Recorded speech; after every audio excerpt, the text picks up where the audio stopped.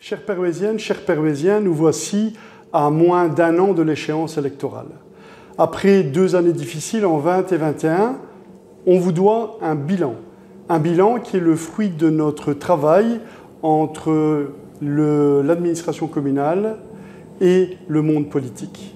Ce bilan se traduit, est composé et écrit dans un programme stratégique transversal qui est composé, lui, de 248 actions, dont à l'heure où je vous parle, 82% ont été soit réalisées ou en cours de réalisation. On parle notamment dans ce document de petite enfance, d'enfance, d'aînés, de développement économique, de sécurité, de mobilité, d'environnement, de logement, d'aménagement du territoire, de politique d'action sociale, de bien-être animal, d'événementiel et de culture. Les membres du collège vont vous présenter maintenant quelques actions en détail. J'espère et nous espérons que ça vous permettra de mieux comprendre le travail qui a été effectué pendant 5 ans où au cœur de la réflexion, ça a été exclusivement de répondre à vos besoins. Au niveau communal, c'est cette proximité, c'est le fait de faire en sorte d'améliorer votre quotidien. C'est ce que nous avons fait, réalisé. En tant que directrice générale de la ville de Perrué, l'occasion m'est donnée de vous présenter l'évaluation du volet interne du programme stratégique transversal de la présente législature.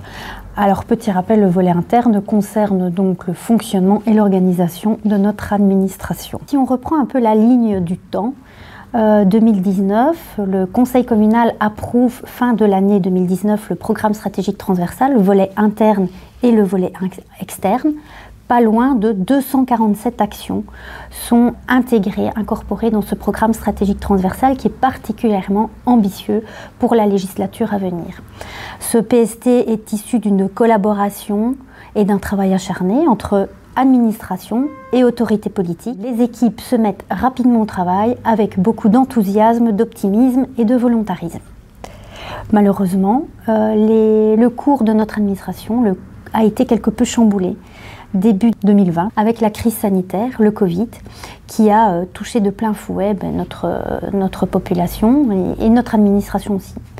C'est-à-dire que là, l'objectif principal devient la préservation de la santé publique, la santé de nos collaborateurs, évidemment, de nos équipes, et la santé de nos citoyens.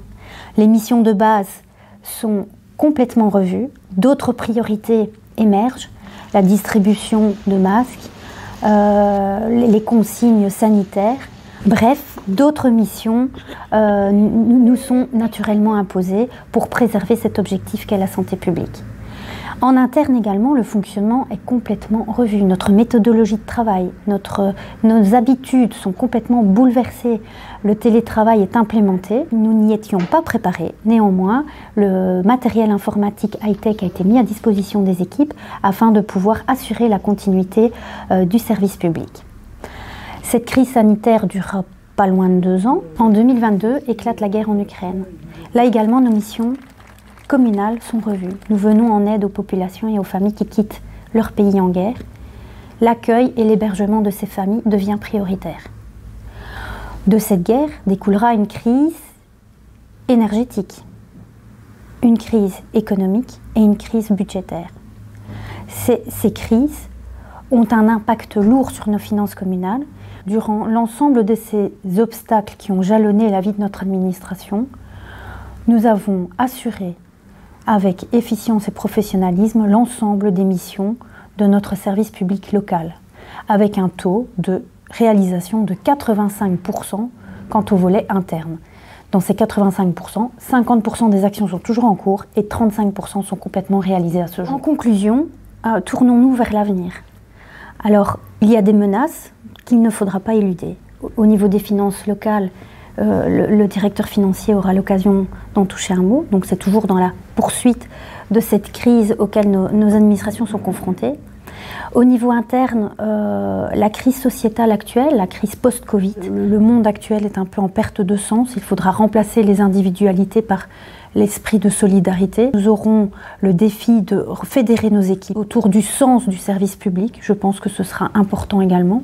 Une autre difficulté auquel notre administration est confrontée, c'est une difficulté auquel le monde du travail dans sa globalité est confronté également, c'est la pénurie de personnel. Il est vrai que nous rencontrons des difficultés à recruter. Il y a également le vieillissement de nos agents et un absentéisme qui est quand même grandissant par rapport aux périodes antérieures. Là également, c'est une réalité auquel est confronté aujourd'hui le monde du travail. Comment faire face à l'ensemble de ces menaces et de ces défis? Mais je pense qu'il faudra un certain réalisme et une concordance entre les moyens humains et budgétaires et les réalités et ambitions politiques. Et vice-versa, les ambitions politiques devront être en concordance avec nos moyens humains et financiers. Nous devrons en interne continuer à développer la polyvalence de nos agents et décloisonner nos services. Les crises successives que notre administration a vécues durant cette législature ont démontré que nos agents, nos services étaient capables de s'adapter, savaient faire preuve de résilience et de créativité. D'ailleurs, l'occasion m'est donnée pour remercier chaque agent, chaque collaborateur pour le travail acharné qui a été mené durant cette législature avec beaucoup de professionnalisme et de volontarisme. Que chacun soit remercié pour le travail qu'il a pu faire de l'ombre, pour le travail régalien, pour l'accueil aux citoyens et pour la participation aux projets politiques qui vous seront présentés ensuite. Nous sommes aujourd'hui armés que pour faire face aux défis et aux difficultés qui attendent encore notre administration. Il y a la thématique du développement économique qui est très importante. Et je parlerai même de socio-économique et même de tourisme, puisque les trois matières sont étroitement liées. Ça suscite vraiment un intérêt commercial, ça crée de l'emploi, ça crée de l'entrepreneuriat. Qu'avons-nous fait? Nous avons mis en place des primes allant jusque 21 000 €. 21 000 € qui peuvent servir à embellir le commerce et prendre des mesures, faire des travaux pour permettre d'accueillir au mieux chaque client. Nous avons également racheté des bâtiments, notamment sur la grande place de Pérué, où 2 bâtiments ont été achetés pour allier le développement économique, donc le rez-de-chaussée en surface commerciale et même le logement pour montrer à des promoteurs la qualité de logement que l'on souhaitait. Donc vous voyez, ça touche largement cet aspect socio-économique. On a aussi tout ce qui est développement en périphérie. Alors développement où on veut garder très clairement aujourd'hui à Pérué une politique où la périphérie est complémentaire au centre-ville, donc cet aspect proximité, circuit court est très important pour nous. Et donc en périphérie, on retrouvera notamment le dernier investissement en date, c'est une entreprise qui investit 100 millions d'euros, 300 nouveaux emplois. Et pour vous donner un ordre de grandeur, il y a à peu près 50% des terrains dans le parc d'activité Polaris qui sont vendus. Et il y a également le champ Lyon qui, lui, est complètement vendu. Et donc ça veut dire qu'il y aura une attractivité en termes de commerce de proximité, il y a un développement économique, un développement en matière d'emploi qui va permettre à chacune et chacun de trouver clairement sa place ici à Pérué. Avoir des moments de bonheur où on puisse se réunir, c'est aussi ça qu'on estime devoir faire nous, mandataires et administration communale, à travers notamment notre service communication événementielle. Ça se traduit lors de la Sainte-Anne, de Rétro-Pérué, du village et de la parade de Noël où il y a de plus en plus de figurants et de plus en plus de spectateurs. Les illuminations de Noël où chaque année on vient remettre de la nouveauté, où chaque année on améliore encore pour que nos villages et notre ville soient illuminés et cet esprit un peu féerique. Et on a, et je les en remercie profondément, toutes celles et ceux à travers leur ASBL, leur association, dans les villages, en ville, qui créent l'événement, qui font poursuivre le folklore, qui créent même un nouveau folklore. Merci, et c'est pour ça qu'on les soutient d'une manière logistique et financière. On a aussi acquis un écran qui permet de parler d'événementiel, d'apporter les informations au travers de celui-ci de l'administration communale, de soutenir les commerçants, de faire en sorte finalement de vous parler. Et puis, La nouveauté, un nouveau site internet a vu le jour il y a quelques mois où vous allez d'une manière fluide trouver un maximum d'informations. Communiquer, vous parler, c'est très important pour nous et c'est pour ça aussi qu'à travers l'événement du Peruesi, on vous donne les informations. On ne sait pas tout vous apporter comme information, mais on vous met des informations qui nous semblent être importantes, des informations qui font vivre la cité, les villages. La sécurité, elle est globale. Alors elle commence avec des caméras sur la Grand Place, dans le parc, dans le quartier de la gare, parce que votre sécurité est très importante à nos yeux.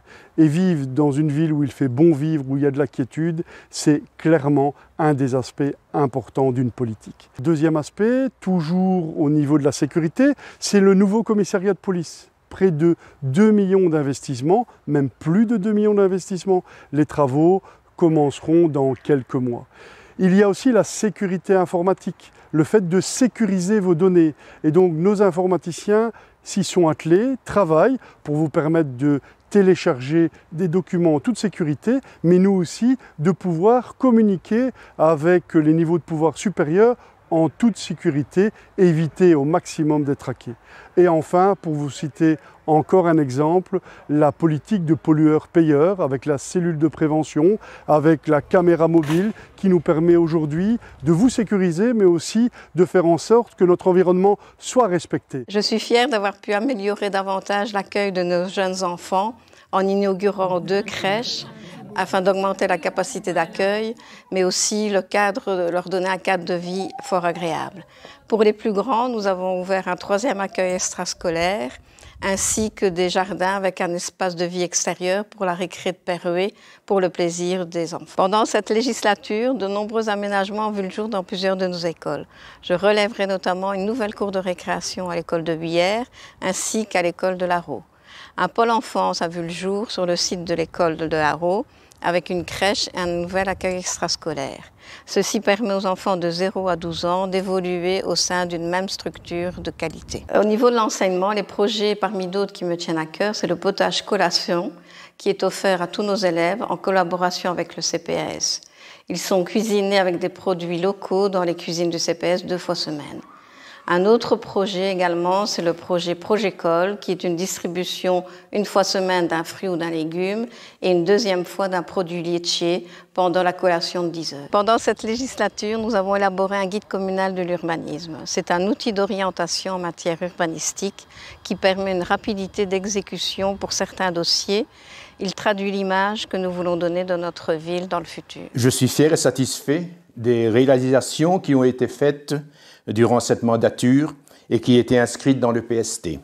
J'ai choisi de développer 2 thématiques, l'environnement et la mobilité. Nous avons installé dans presque tous les villages des PAV, points d'apport volontaires, pour récolter les déchets organiques gratuitement. Suite aux inondations, nous avons posé à certains endroits des fascines pour réduire le ruissellement et éviter ainsi de nouvelles inondations. Nous avons distribué plus de 15 000 plants et arbres pour que notre commune soit encore plus verte.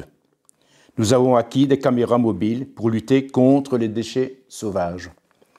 Nous avons engagé 2 personnes pour réduire l'énergie dans nos bâtiments. Nous sommes inscrits dans un PLP, donc le plan local de propreté, et aussi dans la campagne Ici commence la mer. Nous avons aussi signalé nos cours d'eau par des plaques. La rénovation des voiries était pour nous une priorité. Plus de 10 rues ont été entretenues en ajoutant un hydrocarboné. La rue Max-Quintard, la rue de Brifeuille, la rue de Grotilleul, la rue de Tumède, la rue du Jonquois, la rue d'Oyo, rue des Français et Rétibaud, rue des Américains et la rue Julien-Bouchin. Nous avons aussi réalisé de nouvelles rues, notamment celle d'Albert Moulin et la rue de la Herzautoise. Nous avons aussi réalisé des pistes cyclables, les premières depuis très longtemps, au chemin de Bazec et à la rue de la Herzautoise. Un plan trottoir a été élaboré avec comme réalisation la rue des Écoles, la rue des Genêts, la rue Béjot et la rue des Américains. Nous avons aussi réalisé avec le service de proximité 3 ronds-points pour une meilleure mobilité à Larreau et à Grosmont. Nous avons obtenu pour nos citoyens 2 nouvelles lignes express Perrouet-René et Perrouet-Hatt afin de desservir nos écoles et nos zonings. En 2024, d'autres projets sont sur les rails, tels que les pistes cyclables du chemin du Tronquois et la liaison Biaisé-Castio. Et encore aussi plusieurs pistes cyclables suggérées. L'étude du parking de la gare, de la rue Xavier-Lupan et de Gare. En tant que chefine de l'état civil, il me tenait à cœur d'offrir aux citoyens perrouésiens la possibilité d'avoir un guichet électronique accessible 7 jours sur 7, 24 heures sur 24. Les citoyens ont ainsi la possibilité d'obtenir plus d'une trentaine de documents rapidement et sans se déplacer. Cela est particulièrement important pour tous ceux dont les horaires de travail ne leur permettent pas de venir à l'administration pendant les heures d'ouverture. Pour faciliter l'accès aux documents, nous avons opté pour la délivrance gratuite. La digitalisation des changements d'adresse. Toujours dans la volonté de faciliter la vie aux citoyens, nous avons mis en place une nouvelle procédure de communication des demandes de domiciliation avec la zone de police. Cela a pour but d'accélérer le traitement des demandes. Enfin, nous travaillons actuellement sur la mise en place d'une cartographie pour la gestion des 10 cimetières de l'entité.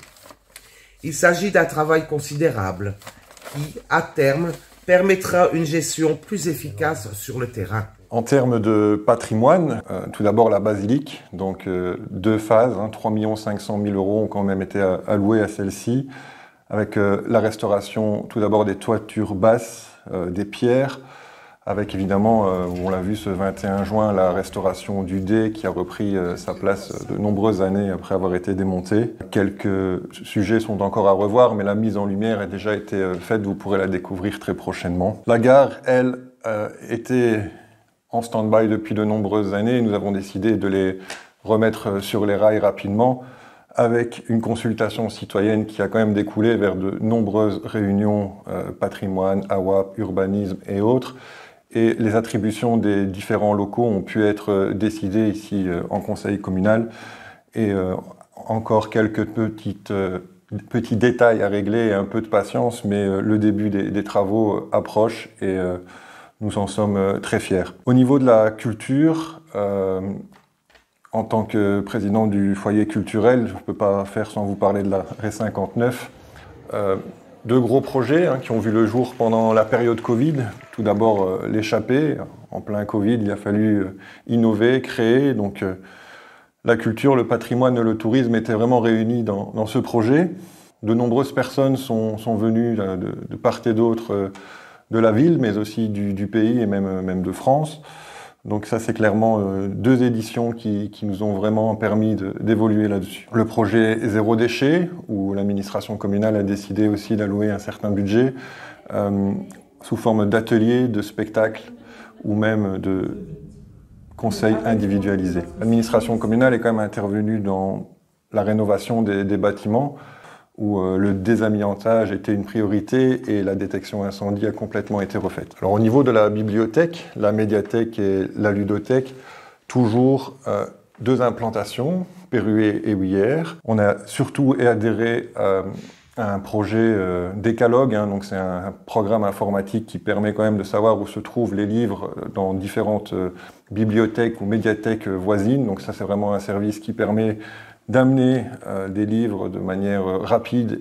Par rapport au développement rural, donc nous étions sur une fin de PCDR et l'affiche Porte et cœur de village de Bièvre a été pratiquement réalisée à 100%. Les abords de l'école seront complètement remis à neuf et une toute nouvelle voirie verra le jour très prochainement. En termes de logement, très rapidement, nous avions décidé d'adhérer à l'AIS, l'Agence immobilière sociale de Wallonie-Picarde, avec certains de nos voisins. Et l'administration communale a décidé de montrer l'exemple en allouant 10 logements de son parc à l'Agence immobilière sociale. Et c'est un premier pas, et pourquoi pas continuer vers une collaboration avec celle-ci en donnant encore quelques logements en gestion à cette agence. Vous savez comme moi que le sport et la santé vont de pair. Malheureusement, début 2020, c'est le début de la Covid qui va être très compliqué à gérer. Pour éviter la propagation du virus, des mesures ont été prises par la commune.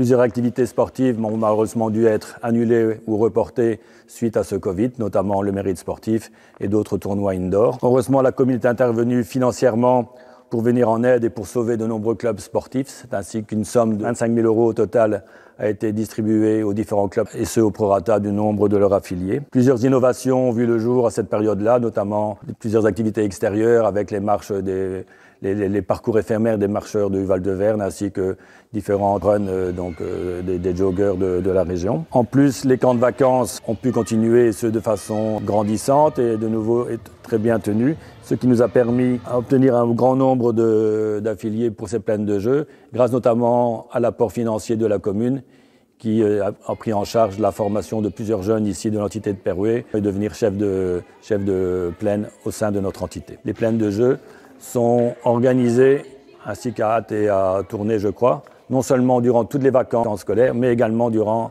les congés de printemps, d'automne, d'hiver et de carnaval. Ce qui est vraiment un très grand atout, tout en sachant que lors de ces plaines, les enfants peuvent bénéficier d'un accès aux différentes salles de sport et quand elle est ouverte à la piscine de Perouet durant les grandes vacances. Deuxième thème, les infrastructures sportives. Actuellement, près de 2500 sportifs à Perouet sont affiliés dans leur club sportif. C'est vraiment un succès grandissant. Notamment à la salle Roi-Baudouin, il faut savoir que nous on est intervenus avec la commune leur offrir un nouveau panneau électronique et également des panneaux de basket, et ce pour une somme totale de 20 000 €. Par souci d'économie, vous savez qu'on a connu la crise avec l'électricité qui a très fortement augmenté, mais toutes les lampes incandescentes des salles de sport ont été échangées par des lampes LED pour réduire drastiquement la consommation et les factures électriques. La salle de la Roue aussi, on est présent, vient de bénéficier d'un nouvel éclairage, ce qui est très bien. Tout a été rafraîchi au niveau des salles de sport, notamment au niveau des vestiaires, au niveau des douches, au niveau des WC, au niveau des salles de rangement.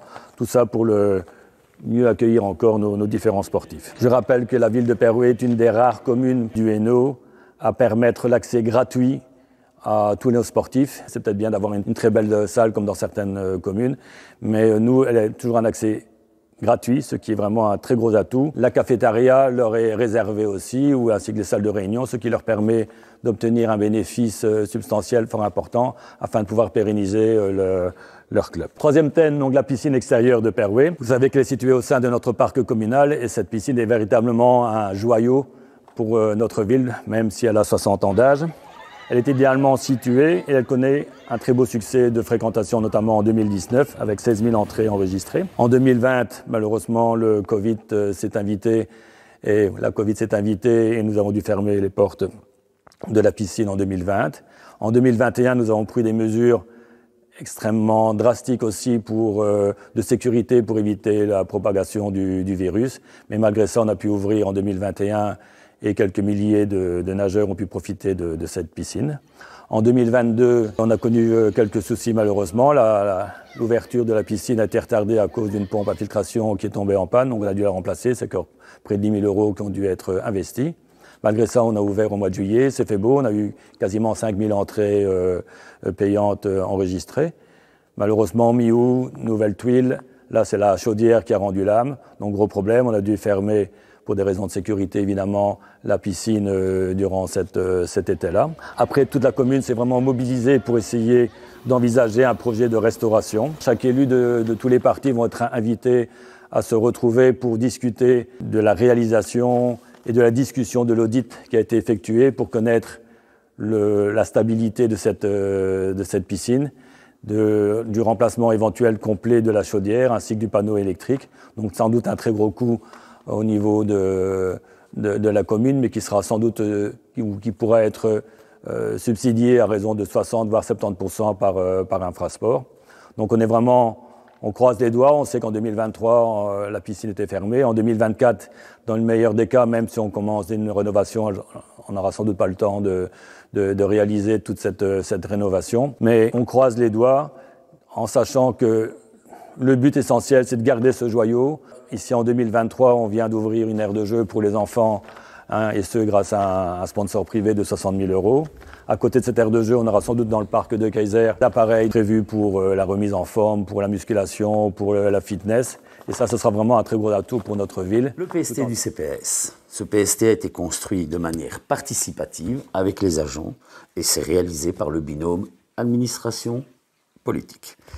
Ce PST affiche un taux de réalisation important, de l'ordre de 70%. Ce PST est évolutif également, avec un nouvel objectif, notamment pour le Home Petit Gobert, le Home Sweet Home, et pas moins de 11 nouvelles actions. Je mettrai d'abord en exergue sur le plan des infrastructures.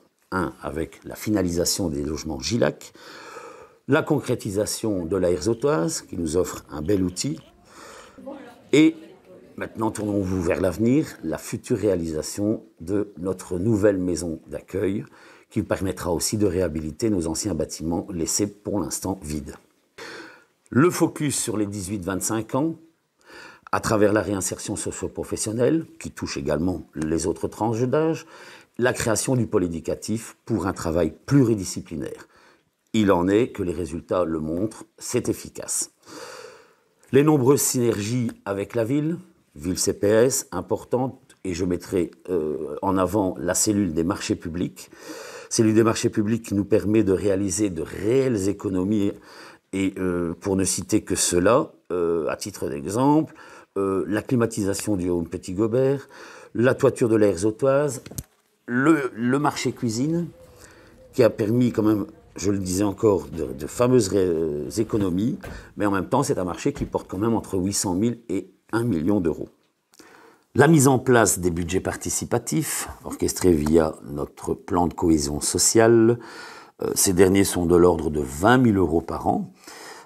Ils permettront avant tout de mettre en valeur nos nombreux comités de village ou de quartier, en leur donnant à la fois la parole, une force de proposition pour des réalisations qui touchent le bien commun. Un directeur financier, il a légalement une compétence d'avis. Et cette compétence d'avis, évidemment, dans le cadre du suivi d'un PST, elle est très importante. Vous l'avez vu, le PST, c'est pas moins de quasi 250 actions dans son volet externe.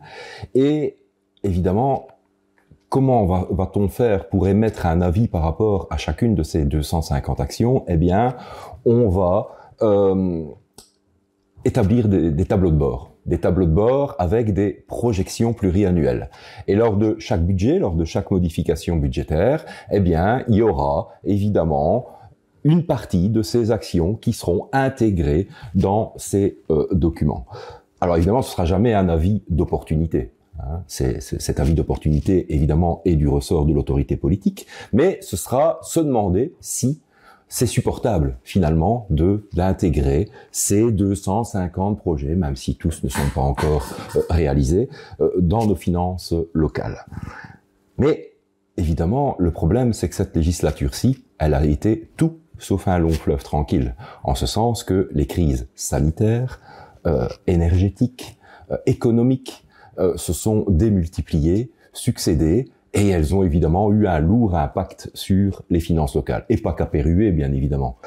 Et donc, forcément, tout ça, ça complique ce travail de remise d'avis. Si je me focalise sur la période inflationniste qu'on a connue, eh bien, avec l'explosion des prix des matériaux, mais surtout les multiples indexations salariales.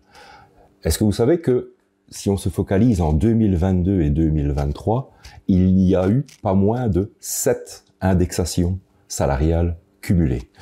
Et à l'échelle de la ville et du CPS, le poids de la masse salariale, c'est fin 2023, 25 millions d'euros. Donc 25 millions d'euros, chaque indexation pèse 2%. Ça veut dire que chaque indexation, en année pleine, pèse un demi-million d'euros.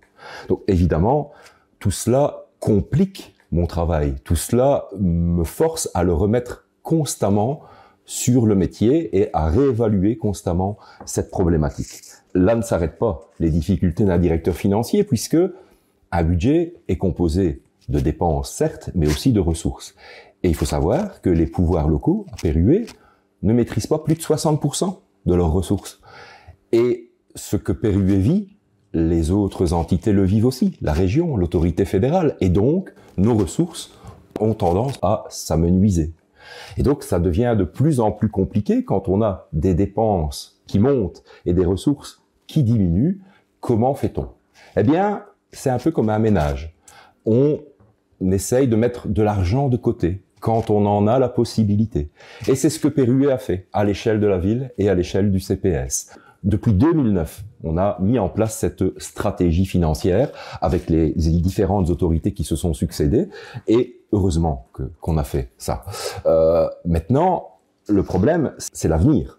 Pourquoi? Puisque quand les dépenses explosent et que les ressources diminuent, c'est comme le ménage. On doit aller chercher au niveau de son épargne. Et vous le verrez quand on va présenter les budgets 2024 de la ville, du CPS au conseil communal, vous verrez que nous avons dû mobiliser une grosse partie de nos réserves et provisions pour justement pouvoir continuer à faire face aux défis qui sont les nôtres, aux PST en cours, etc. Et si j'avais, en guise de conclusion, un petit conseil quand même à émettre à l'égard des futurs élus, il va falloir, comme l'a dit notre directrice générale, que ce PST soit à la mesure de nos moyens humains et de nos moyens financiers. Et donc, quelque part, j'aurais tendance à conclure en émettant une citation qui est d'ailleurs celle du rapport du CODIR sur ce PST. C'est une citation de monsieur Arthur Ward et je trouve qu'elle cadre très bien. Et je la cite: « Le pessimiste se plaint du vent, l'optimiste espère qu'il va changer et le réaliste ajuste ses voiles. » Parce que je pense qu'il faudra à l'avenir ajuster nos voiles. Ce premier bilan est issu d'un réel travail d'équipe et d'une vision à 2035. Ma façon de concevoir la politique n'est pas de vous faire de vaines promesses, mais de concrétiser des projets. Et pour ce faire, merci à l'ensemble des conseillers communaux et du CPS, à l'ensemble de nos collaborateurs de la ville et du CPS, et surtout, merci à vous, citoyennes, citoyens, qui êtes au cœur de notre engagement au quotidien.